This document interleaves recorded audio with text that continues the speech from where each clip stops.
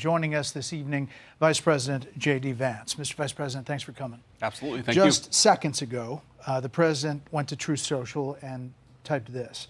It has been fully agreed by and between Israel and Iran that there will be a complete and total ceasefire.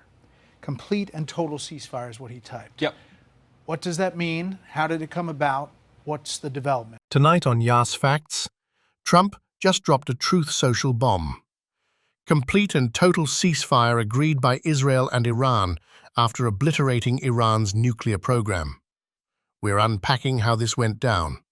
Let's dive in. We were actually working on that just as I left the White House to come over here, so that's good news that the president was able to get that across the finish line. I think what it means, Brett, is quite simple. First of all, the president, without, knock on wood, having a single American casualty, obliterated the Iranian nuclear program. We are now in a place where we weren't a week ago. A week ago, Iran was very close to having a nuclear weapon. Now, Iran is incapable of building a nuclear weapon with the equipment they have because we destroyed it.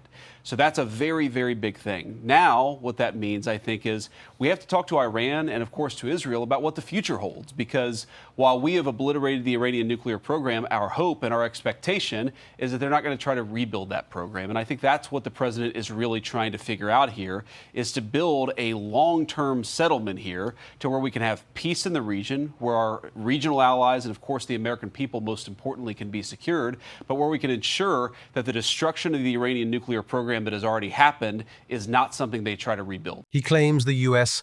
obliterated Iran's entire nuclear capability, no casualties. But what does that truly mean? And can Iran rebuild? I just want to read this fully so I get the context here. Congratulations to everyone. It has been fully agreed by and between Israel and Iran that there will be a complete and total ceasefire in approximately 6 hours from now, when Israel and Iran have wound down and completed their in-progress final missions for 12 hours, at which point, the ceasefire for 12 hours, at which point the war will be considered ended.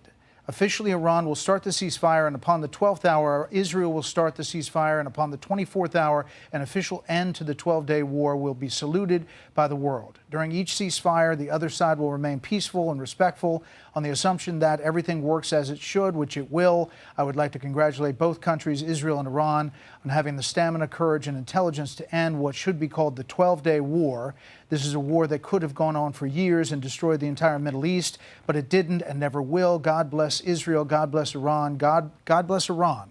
God bless the Middle East. God bless the United States of America. And God bless the world. He seems confident that this is all coming together. That's right. So, a 12-hour ceasefire, a 24-hour formal end to the war.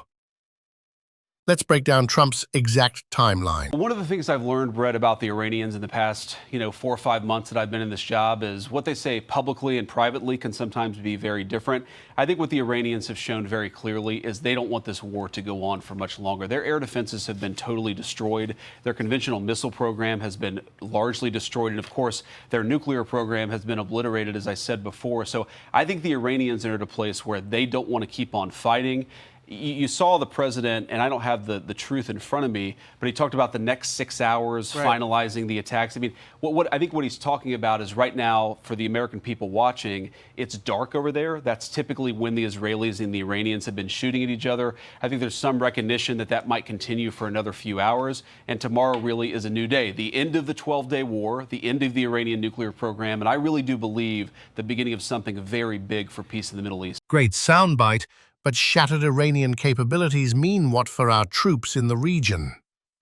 Here's what the VP says. Brett, this is not just about two countries, Iran and Israel. All of these Gulf Arab states, they want peace. They want to invest. They want to build artificial intelligence hardware. They want to sort of come into the new economy. And that was impossible when you had Iran that was, as the president said, acting like a bully across the Middle East. We really think that if the Iranians are smart about the path forward, this could be a new dawn of an economic age of prosperity, of course, for our Gulf Arab allies, for us, for the Israelis, for everybody, but it's going to require the Iranians play it smart from here. Is this America First policy or favoring Israel's agenda?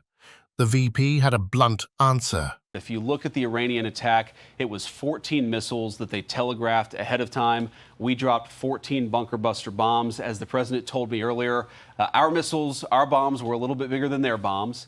Our bombs actually accomplished the goal of eliminating their nuclear program. But look, we're happy, again, to restart the peace process as the president just did today. Was the message delivered directly to the U.S. or through an emissary? The message is always delivered through some sort of intermediary. That's been consistently true of the Iranians. Of course, we'd love to talk to them. The president's been clear about this. We'd love to have a direct conversation about how we move this thing forward because, again, we got to step back here. Why did the president do what he did over the past week?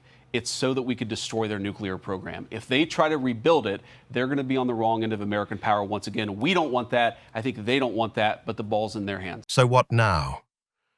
Will Iran rebuild? Can peace stick? The VP highlights a new peace process. 6 scenes, 1 explosive story. Trump says, mission accomplished. But did Washington get blindsided? And will Iran actually rebuild or bow out? Let me know what you think below. Peace deal or ticking time bomb?